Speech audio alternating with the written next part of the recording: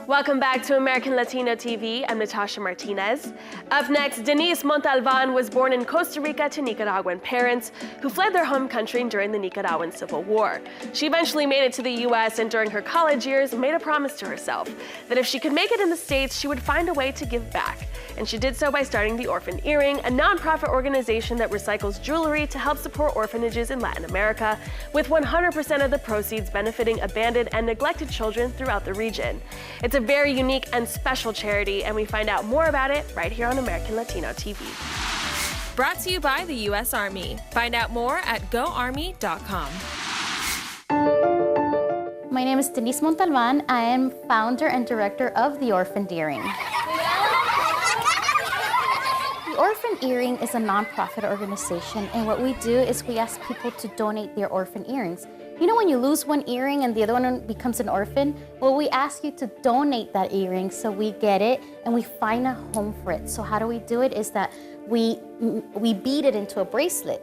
So we make the bracelets, so we recycle all the orphan earrings, we make them into bracelets and we sell them, and 100% of the profits that we make supports 5 orphanages in Latin America.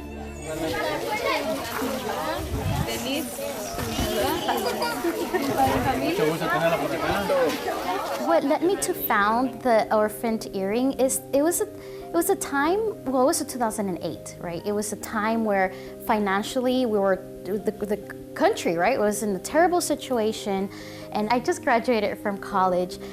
And I made a promise to God. I promised him that if he helped me get my degree, if he helped me get an internship in such a terrible time financially in our country, I would serve him somehow with it. So I thought, well, what am I good at? I'm good at crafting. So I thought, what can I do to help others now? So I thought, you know what? I'm gonna start beading again.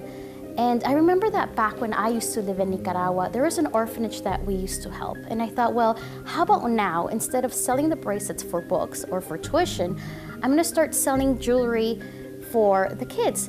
And that's just a way of giving back, because it sounds cliche, but kids are the future. So I thought, let me just do that. So I went to my own jewelry box and started digging through jewelry that I didn't use anymore, because I didn't have any money to go buy beads and start beading again.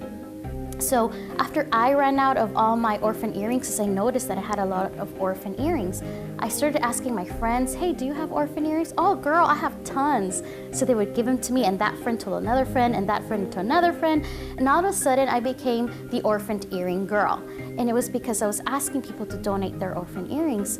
So eventually I thought, you know what a good name for a nonprofit. I was getting money. I wanted to separate myself from the orphan earring. I wanted people to trust that all the money I was getting was going towards the kids. So I made it a nonprofit, a 501c3.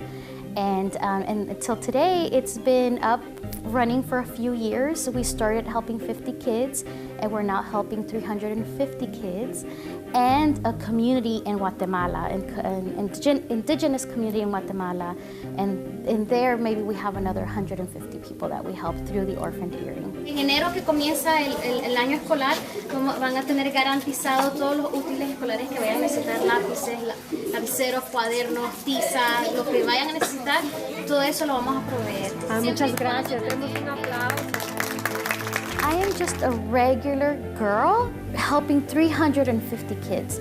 How about if there was more regular girls doing stuff like that? And I'm a simple girl, so imagine all the extraordinary girls that are out there. They can do so much more even than what I do. So I would like to write a book to tell my story, a simple story. It's just me, and look how I did it.